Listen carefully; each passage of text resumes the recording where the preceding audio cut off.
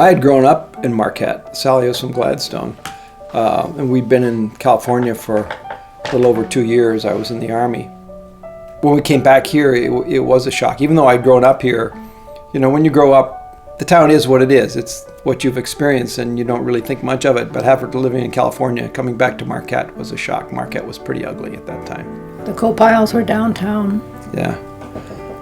Not even a dream of a park where they were. Railroad yards. Oil tanks. Where the Founders Landing is, oil tanks where the Hampton Inn is. They had an active ore dock at that time. So it was a totally industrialized waterfront. When I came to Marquette, it was, I wouldn't say blighted exactly, but I would say dreary.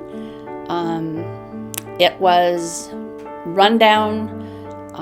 There were lamp poles and power lines, power poles coming up out of the middle of streets or on the edge of streets.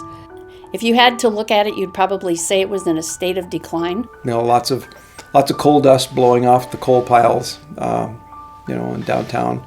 My office was in the Harlow block, which is on the corner of Front and Washington, and we'd get the windowsills would get black with coal dust. But having my office there is really how we got involved in the beautification committee. We certainly were aware of the shortcomings of what Marquette looked like at that time, but we didn't have any experience in what to do about it.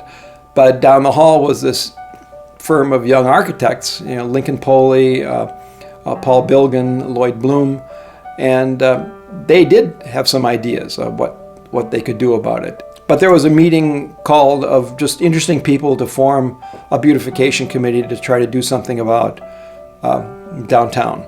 So they held it at the Chamber of Commerce building, at Rock Street in front by the Father Marquette Park. And we went and ended up getting railroaded into being the first co-presidents of the of the organization.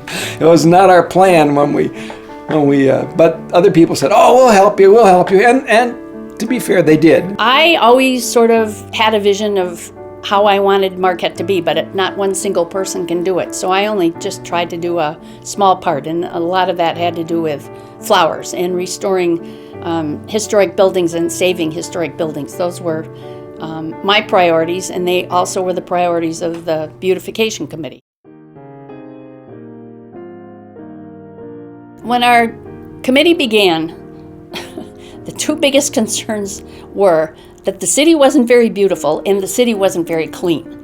And so, like 40 years ago, or maybe it was 39, I think, almost 40 years ago, we had our first citywide cleanup.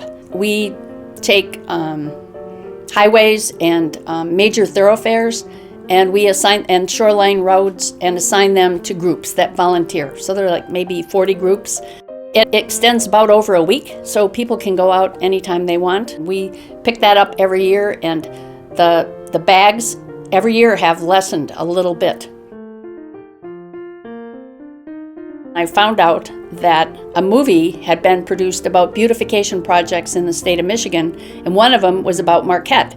So I was really excited to see that part of the movie. And a friend of mine on the board, his name was Lincoln Avery, was coming up to visit his son, and he said he would drop the video off.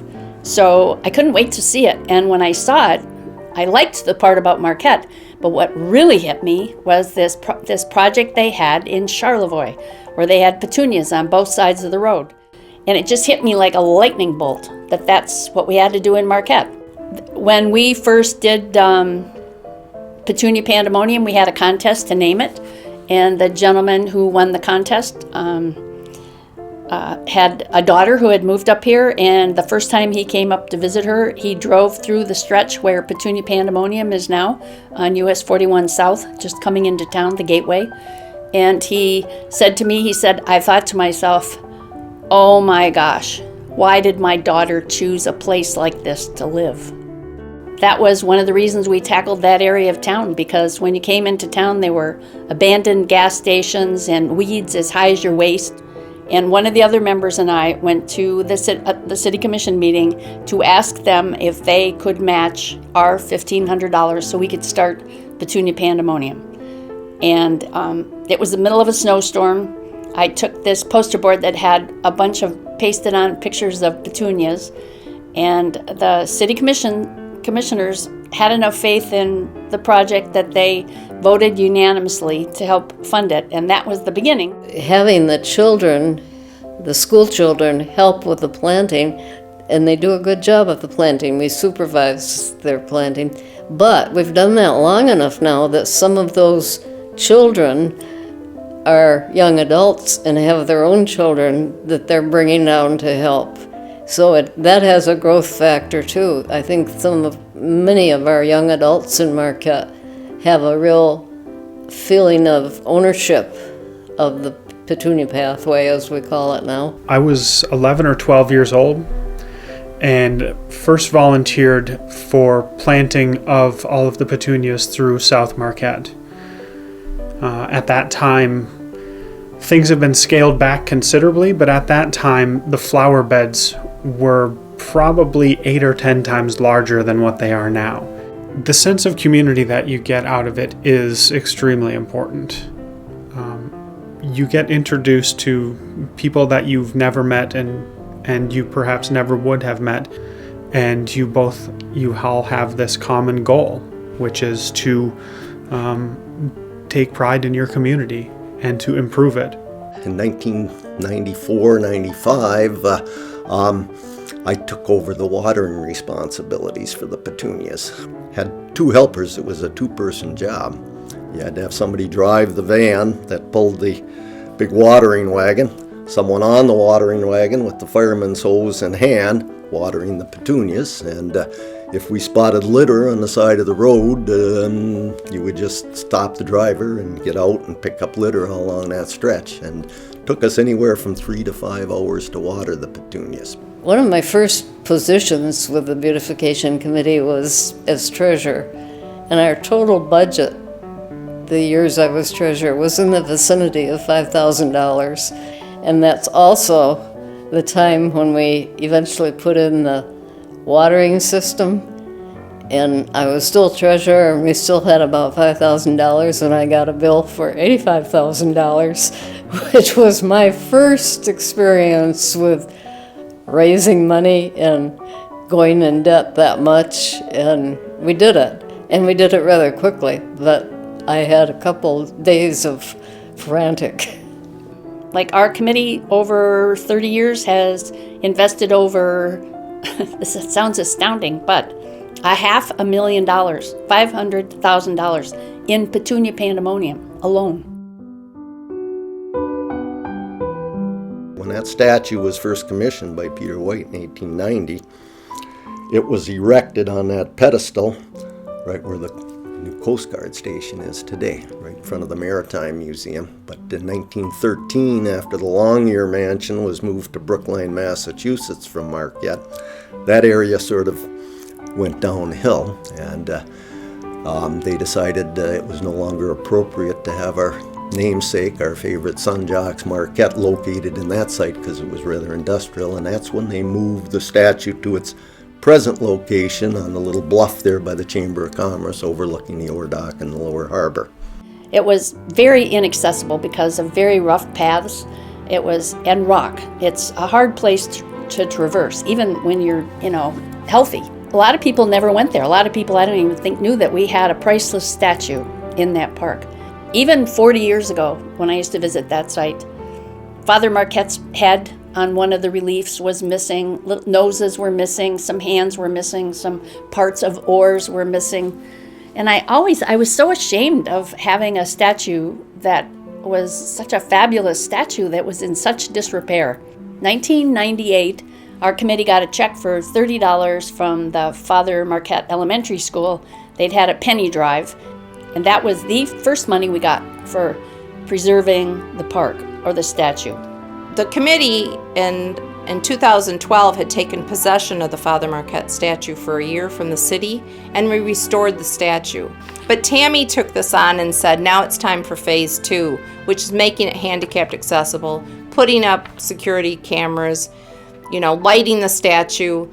That was probably the best thing that happened. And then in October of 2016, Tammy was diagnosed with cancer, and then in March of 17, she died.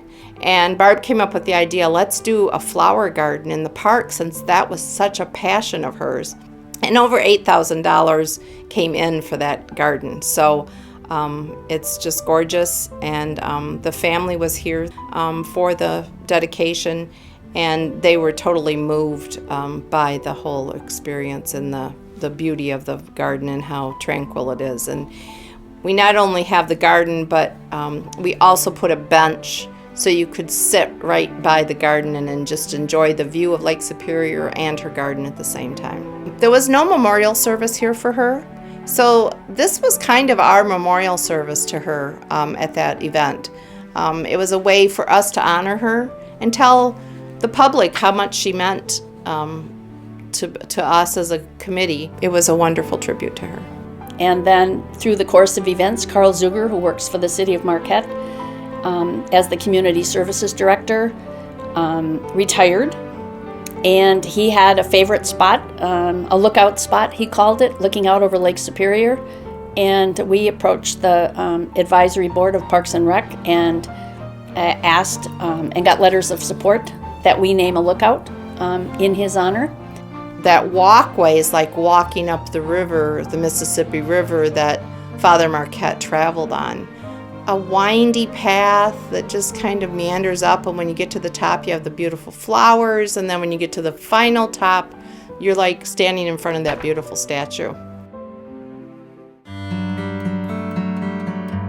We started the Spring Awards in 2001, and so, we're talking 17 years we've been giving out these awards. So there's been a lot of individuals that have received the awards, and I must say that anybody that has received it has been humbled by it.